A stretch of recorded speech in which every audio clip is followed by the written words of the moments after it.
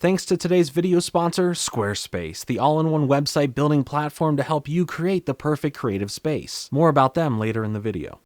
There was nothing more hype on TV back when growing up than the Jimmy Timmy Power Hour trilogy. You know, these days we are, for the most part, hyped to see stuff like what the MCU has been able to accomplish. Heck, have you seen the new Spider-Man No Way Home movie? It's all about the multiverse and getting even more meta. But back in 2004, we had this hype crossover that technically can also be considered doing so over a cartoon multiverse. Yeah, Cartoon Network does that now with stuff like OK-KO, Let's Be Heroes, and Pibby for Adult Swim, but for my childhood, maybe some of yours as well, the Jimmy Timmy Power Hour trilogy was something along the likes we weren't prepared for. Today, we're going to explore the Jimmy Timmy Power Hour trilogy all in one video and have ourselves a nice time, okay? Is that okay with you? Good. Also, welcome back or hello for the first time to the 25 Days of Fringemas, where I cover something interesting, nostalgic, or holiday related every day from the 1st of December to the 25th, in order to find that holiday spirit I lost nearly a decade ago. So if you want to be a part of this daily journey and help me find that good old jolly joy, subscribe and come aboard.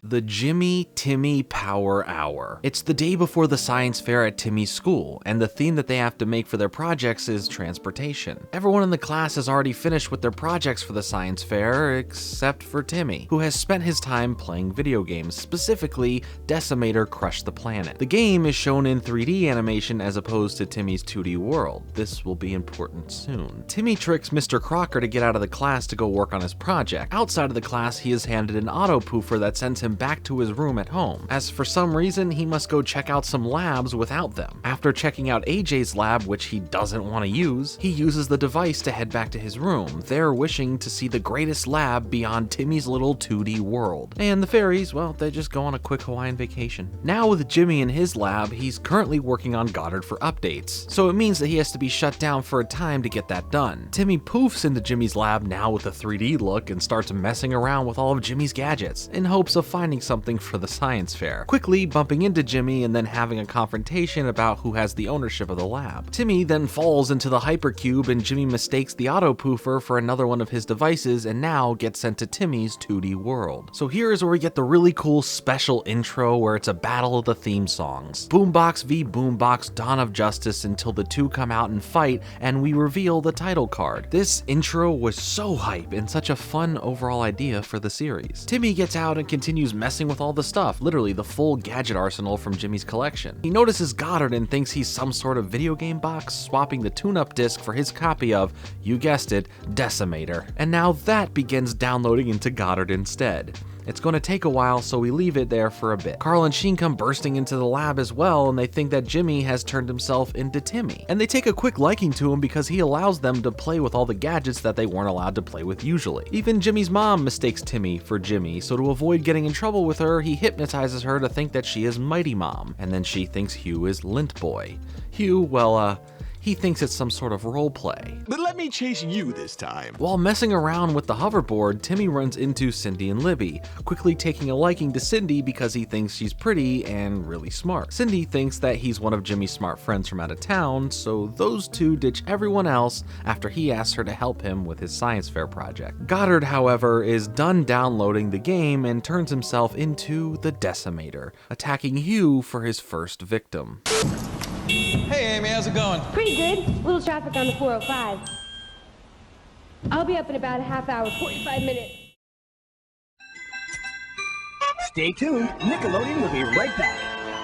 Now back in Dimsdale with Jimmy, yes, now in 2D, Cosmo and Wanda poof back into the room from their Hawaiian getaway, as they quickly have a screaming interaction with Jimmy, who just thinks that they're holograms as he believes Timmy is some sort of genius. Timmy's dad thinks that Jimmy is Timmy, just in disguise to get out of his responsibilities, something he has done in the past. Here for the reasonings of getting out of doing his science fair project. Vicky is tasked with making sure Timmy, well, Jimmy, gets to school, no ifs, ands, or buts. Cosmo and Wanda really can't can't do much to help Jimmy as only Timmy can make wishes with them. The whole class just thinks that it's Timmy in disguise, continuing the jokes that Timmy's dad was making just a moment ago. Crocker gives him an F, which burns Jimmy's skin for it being such a bad grade. When the class is clowning who they think is Timmy, Jimmy rebuttals saying, nah, that Timmy guy, he's a genius. He invented this teleportation device and clicks the auto poofer in front of everyone, sending him right back to Timmy's room.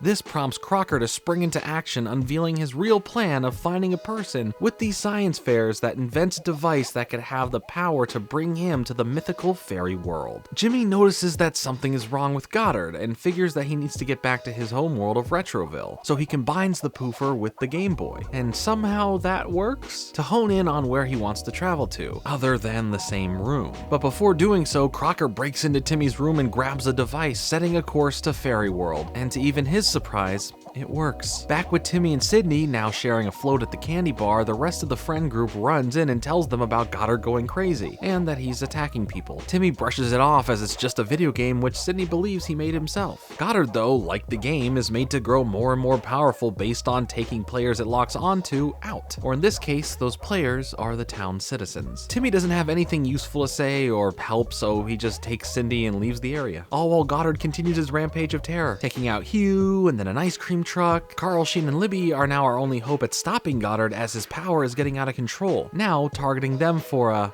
well, decimation. Using the mind phone, Cindy and Timmy share with each other their inner thoughts, you know, to take things to the next level. Here it is made apparent that if Timmy weren't the smart guy he is playing it off to be, that Cindy wouldn't have had any interest. Little superficial there, Cindy, but I understand. I guess she's got a type. But now the Goddard situation is too big to ignore, and Timmy gets eaten by him. So now when stuck inside, Cindy reaches Timmy from Jimmy's lab, guiding him through what to do and escape from danger, as well as shut down Goddard, effectively quitting the game. Timmy also tried having a brain blast, which, before it even entered his ear, he gets bored and doesn't think of anything. Once escaped from Goddard, Cindy thinks that Timmy purposely was acting stupid to let her figure out how to solve the problem and help out. So she gives him a big old kiss for being so sweet. In reality, he's just a moron. Goddard returns to normal and the day in Retroville is saved. But now we have to check back in with Jimmy, who now in Fairy World reaches out to Timmy and the crew through Goddard. Aside from Carl and Sheen learning now that this is not Jimmy, but is actually someone named Timmy, he shows them that now they are stuck here in Fairy World with Crocker, which freaks out Timmy. Jimmy doesn't care one bit. He just wanted to make sure his dog was okay, and then he just hangs up on them. Crocker, now on a tour bus of Fairy World he snuck onto, learns some information about some powerful fairy weapons and technology that can destroy the Big Wand, which is the apparent source of all fairy magic, which would effectively make him ruler if he were to take it down. Crocker actually accomplishes this feat, and when Jorgen von Strangled comes to stop him, he just turns him into a dog. But when Crocker isn't aware of Jimmy anymore, Jimmy builds an electromagnet to secretly steal back the poofer Game Boy device. But hope for the Fairy World seems too little too late, as most things are being changed now into Crocker World. Jimmy was about to just peace out and head home, but in an effort for them to prove to him that they are more than just some little computer programs that do need his help, Timmy gets back in contact with Jimmy through Jimmy's watch and begs him to help the fairies, explaining that they are just as real to Timmy as Goddard is as much of a real dog to Jimmy. Jimmy has a part 2D, part 3D brain blast and comes up with a plan. So he travels back to Dimsdale and starts stealing stuff from other people's projects, creating essentially a Gundam or alien power loader-esque suit. Take your pick. He faces Crocker one-on-one, kicks his butt a bit to some sweet tunes until Crocker turns it around and gets the upper hand, and psych. It was all a fake Jimmy that the fairies were controlling, as the real Jimmy was secretly trying to restore the power to Fairy World and starts it back up. Crocker shows up to stop him once and for all, but Jimmy takes control of Jorgen's wand and stops Crocker. And then Dog Jorgen threatens to attack him so bad that he forgets everything of Fairy World. Timmy calls back in and through the call wishes for them to be back in their respective dimensions, as they meet up in the cosmos of space. No, not that Cosmo. Okay, that's just a picture of Costco. Anyway, they meet each other, shake hands, turn back into their original animation styles, and are on their way back home. Jimmy knows the truth of him not really being that smart of a guy, but Cindy, who tries reaching out through the portal for him, is none the wiser to his stupidity. At Timmy's school, we see Crocker beaten up so bad that, yeah, he did forget his memory, because sure, the dog bit it out of him, or something. But when it comes down to the science fair, when it's Timmy's turn to present, Jimmy sends Goddard through a portal he he created to travel between dimensions for Timmy to win the science fair. They have a mutual respect for each other, it seems, as they call each other by their undertitles, with Timmy just an average kid who no one understands, and Jimmy, the boy genius, thus ending part 1. Coming up, it's the Fairly OddParents. Now here's more Fairly OddParents on Nick.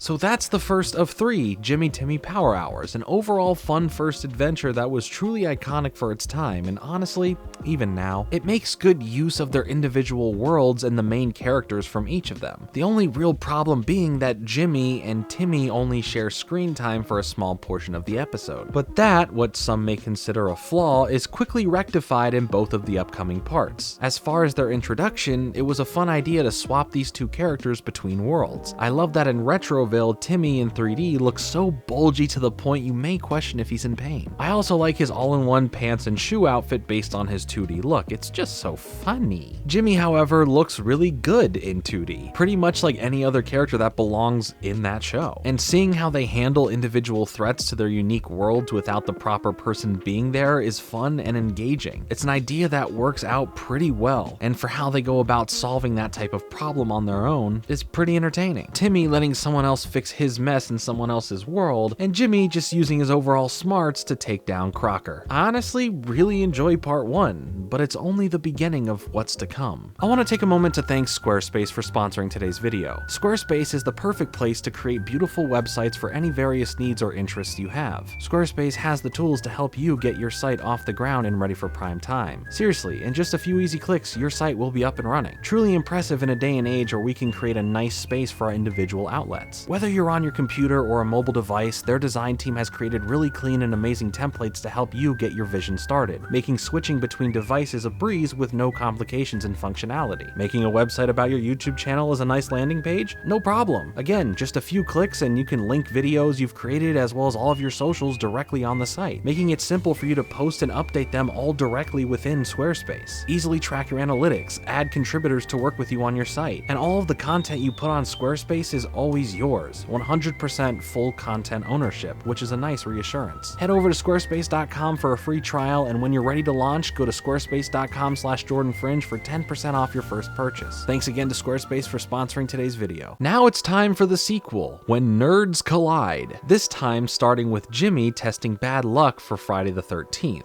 A superstition he doesn't truly believe in, as there will be a Friday the 13th dance at school. Carl, while walking under a ladder, keeps getting electrocuted, but not thanks to bad luck, rather so the electrical rod Sheen used to fix the ladder. Jimmy almost asks Cindy to the dance, but Professor Finbar Calamitous is seen robbing a bank, so he ditches her to go and stop him. Back with Timmy, he as well is having a Friday the 13th dance, one where he realizes he hasn't asked anyone out yet. Timmy thinks about Sydney and realizes that she would be the perfect date and wishes to be in Retroville once more. Hey, here's that really cool intro again, now ending with the 2. We cut to Fairy World Prison as Anti-Cosmo is sneaking around trying to break out Anti-Wanda and the rest of the Anti-Fairies. Jorgen shows up to stop him as Anti-Cosmo threatens him with the power of Friday the 13th, increasing their bad luck magic. So Jorgen in response tightens up the security to the maximum. But thanks to a loophole in wording, something outside of the dimension may be able to help get past the security defenses. Now back with Calamitous, he, however, was working with Dr. Moist, the guy from the episode with the algae men. Jimmy shows up and quickly stopping them like usual. Now running into the Jimmy Neutron crew is Timmy, as he makes it clear that he is here again to ask Cindy out to his Friday the 13th dance, prompting Jimmy to get a bit jealous as he was going to do the same thing. But since Cindy is already pissed at Jimmy for ditching her earlier, Timmy may have a good shot here. Timmy surprises Cindy by showing up flying into her window, and right before he asks, Jimmy comes in as well and tries to tell her that Timmy's not really a genius. So now they have to settle it the old-fashioned way. And wow, even Jimmy's friends still like Timmy better, and they're rooting for him. Before Timmy's burp cannon can get Jimmy, Goddard picks him up and places him in his rocket. So Timmy wishes for his own rocket and goes after him. Calamitous, while looking for another collaborator to work with again to do no good deeds, notices the battle in the sky. The battle ends with Timmy distracting Jimmy long enough where he crashes into a mountainside and Timmy saves him before he hits the ground. Timmy says, "Alright, later homies," and takes Cindy back to the 2D land of Dimsdale. So Jimmy sets a plan to head after them by building a full portal back there. And Calamitous is closely lurking lurking while this happens. Once the portal is done, the rest of the Jimmy crew jump through the portal, and so does Calamitous, but not before raiding the unattended lab of one James Isaac Neutron. We see that back in Dimsdale, Timmy had wished his life to be perfectly in line with Cindy's biggest dreams, thanks to stealing her journal for a bit. Not cool, dude. This is why she should have got that password journal device, just saying. His parents are now shown to be rich, and they have a big mansion, everything you could imagine inside. But before Timmy can fully ask her out, she wants to see his lab. So while not being able to wish for the lab thanks to Cindy, he hijacks AJ's lab to impress her, which works for the moment. Calamitous is shown to have stolen Jimmy's hypercube that he has stored a bunch of Jimmy's gadgets in. Timmy's dad once again mistakes Jimmy for Timmy in disguise and forces him to do the household chores, which stops Jimmy from getting in between Timmy and Cindy for the moment. When Timmy keeps taking her to romantic locations to ask her out, he keeps getting interrupted by Carl, Sheen, and Libby, so eventually he wishes that Cosmo and Wanda will only go and listen to them, and their wishes to distract them for a bit so he can finally speak with Cindy alone. Jimmy, after sick of doing chores, notices that Calamitous has come through the portal as well, and finds out that he is after Timmy's fairies, or computer programs, as Jimmy still thinks that they're that. Anti-Cosmo, though, runs into Calamitous, who he notices is not from this dimension, so they make a deal with each other. He will help work with Calamitous as the fairy he needs, but in return he needs to help break out the anti-fairies. So they go and set the anti-fairies free, but of course Anti-Cosmo turns on him, locking him up in jail with Jorgen. And all the anti-fairies take to the skies of the world, so now that everyone is aware of the threat they now face.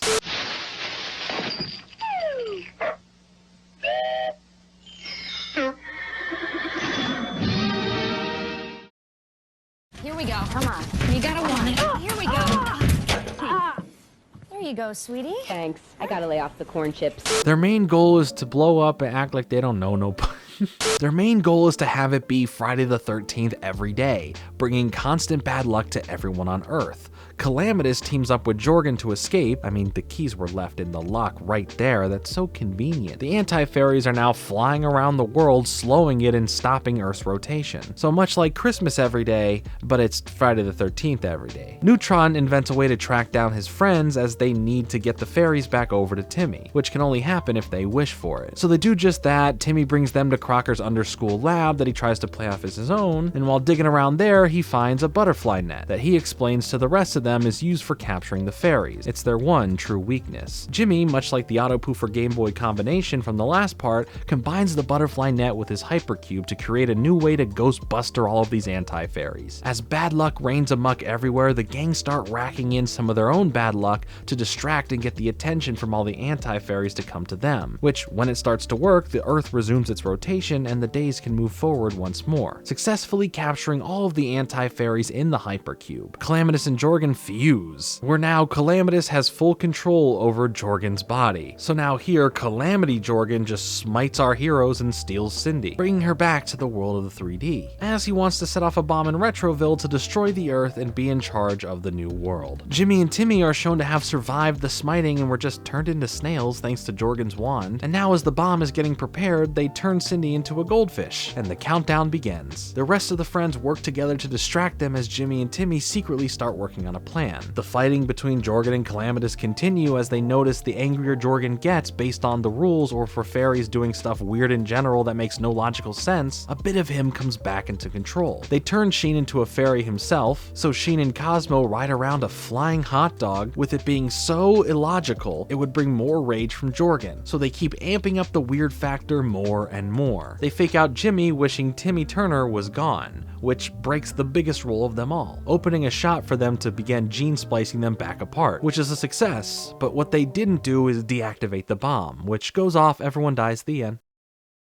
Alright, I'm just kidding. Jorgen stopped it just in time, now with Calamitous all shrunken down. Carl now holds him in a jar. Oh, God, no, Carl, why? Cindy now still needing to choose which proposal to the dance she wants to take, Jimmy's or Timmy's. She finally notices that Timmy, well, he isn't that smart like he's been letting her on to believe, but she still kind of likes him. Jorgen makes a fair trade based on all the events that happen where dimensions are literally split at the dance. One side Retroville, the other Dimsdale, as Timmy and Jimmy share dances with Cindy back and forth between them. They all dance to My Shiny Teeth and Me as Carl wishes that rather than Calamitous, that it would be Jimmy's mom in the jar. Yikes, Carl, that's a big fat yikes. Please stop getting these jar ideas from the internet. This was another really fun part, the main storyline being the fight over Cindy, with all of this calamitous anti-fairy business being the result of ignorance as it played out in the background, until it became a problem for them all to face. I think the transitions for the most part of the other characters who we hadn't seen switch between worlds before looked pretty good overall. Maybe 3D Jorgen was a bit weird, but it was what it was. It just seems that Jimmy Neutron characters transfer better into 2D than Fairly OddParents characters transferring to 3D. But it did feel like a big event crossover that utilized everyone rather than some characters being left with nothing to do. So it was more fleshed out and we get to see Jimmy and Timmy together for a good portion of the runtime. Solid second entry in the trilogy. Alright, now it's time for the final part,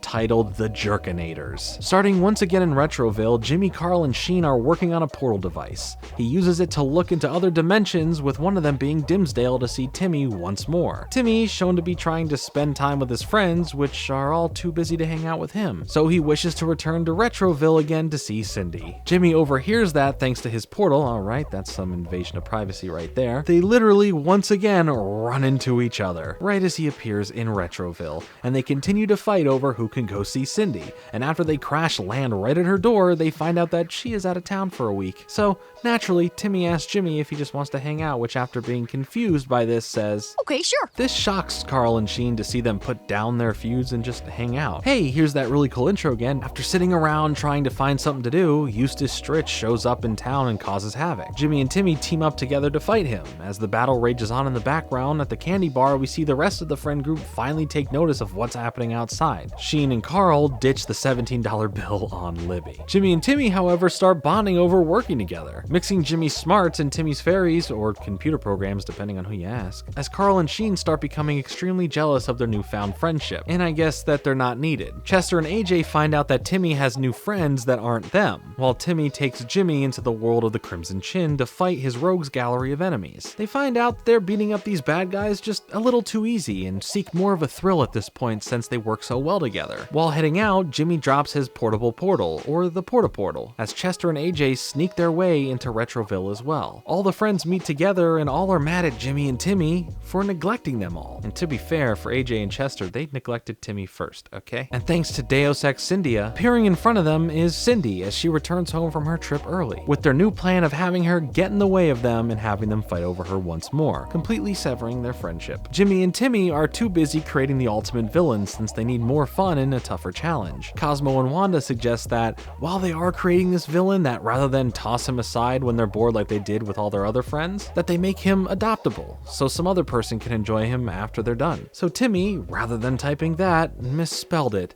typing adaptable. I wonder how that's gonna turn out. When Cindy breaks into the lab and tries to distract them, they ignore her, send her out of the lab, and head back to Timmy's to work on the rest of this villain project. They finish up constructing him and with a little bit of magic, fully bring him to life. His villainous ways at first are, well, pretty lame. Stuff like got your nose and all that, as he's just super nice and playful about being a villain, making the threat not as exciting as they keep having to coach him to be more villain-like. Eventually now, being bored with him, that sure was quick, they end up lying to him, telling him to meet him at the mall in 1 hour. The rest of the crew are now back in Dimsdale as Cindy has Chester and AJ fight over her instead, but they run into the villain who is waiting for Jimmy and Timmy. They tell him that, hey, you're being ditched just like we were, but he doesn't want to believe that, so he waits and waits and waits for such a long time that seasons change, or as Cosmo says, wow, I can't believe all this weird weather, day and night cycles, etc. all happened in 1 hour. The villain, now actually angry, both sad and filled with rage, starts adapting, getting stronger and more powerful. So when the villain finds Jimmy and Timmy, he finally is the villain they've been wanting him to be. Yeah, baby! That's what I've been waiting for. That's what it's all about. Woo! The battle heats up with Jimmy in a tank fighting the villain, but he continues to adapt, now being able to take down the tank, as they realize finally that Timmy, he misspelled the word adoptable. And everyone realizes that they didn't bother to give him a name. So Jimmy gives him the name Shirley, which he likes at first until Timmy laughs at how stupid it is, causing him to get more and more angry at them for tricking him once more. The battle continues to heat up as now he sprouts Doc Ock arms. timely. But now the city is starting to get destroyed because of their fight. This challenge they built for themselves may be getting out of hand, so they try and use their fail-safe Destructo chip they had installed, but his adaptable body is able to stop this from happening. He then captures the two of them and starts draining Jimmy's smarts to the point where Jimmy is basically Timmy. Now with all these smarts he stole, he then takes and eats Cosmo and Wanda's wands, so now he can be evil, smart, and oh yeah, magical. This turns Cosmo and Wanda into regular people, I guess. They try apologizing to him for a brief moment only to trick him once more. You'd think they had learned their lesson by now. So they send Galactus here a letter saying that they escaped back to Retroville, which they technically didn't, so that's another trick. And while he's gone and distracted, Jimmy and Timmy go and beg their friends for help in this situation and plead that they're very, very sorry, but they don't want to help after feeling neglected and unwanted. Not Shirley over there in Retroville now, who's looking a bit rough in 3D, I'm not gonna lie, gets angry not finding the dynamic duo, so he starts transporting the citizens of Retroville into a new pocket dimension that he has created that is both parts 2D and part 3D called Retro Dimsdalaville!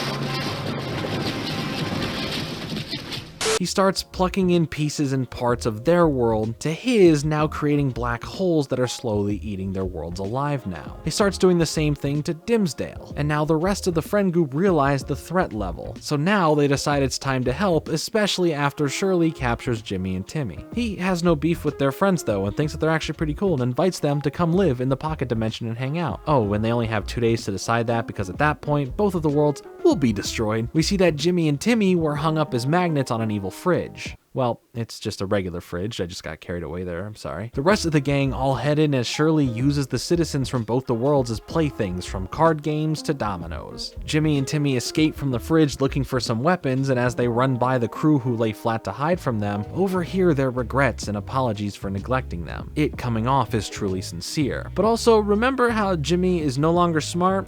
So the weapons that they use, they turn out to only fire bubbles. So now Shirley is trying to chase them down. But their friends end up hiding them as they all work together to come up with a plan, some way to trick him into adapting out of the things that he adapted into. First, Sheen and AJ trick him into shrinking in height so he can play basketball with them, which works pretty easily. Next is Cindy and Libby having brunch with him at a restaurant that doesn't allow weapons in, successfully having him remove his arsenal. Carl then gets his attention, but Chester gets tangled up, missing his chance with the butterfly net. But honestly, let's just blame Jimmy, who along with Timmy were meant to be sneakily driving away in a monster truck. Not so sneaky there with a monster truck, I guess, but as Jimmy just honks the horn for fun, which alerts Shirley to where they are. But the plan somehow comes together as the butterfly net gets placed over him, forcing him to regurgitate the wands back, since magic, it doesn't work in a butterfly net. Now Timmy wishes for him to lose his strength, and both Timmy and Jimmy start apologizing to everyone and to Shirley for how they treated them all, and wish for everything to go back to normal. They then set up Shirley with his own restaurant, making him have a true purpose other than being another tossed aside thing. The worlds are saved, friends are all happy again, and it looks like Cindy and Jimmy may work out eventually. And what does Timmy get?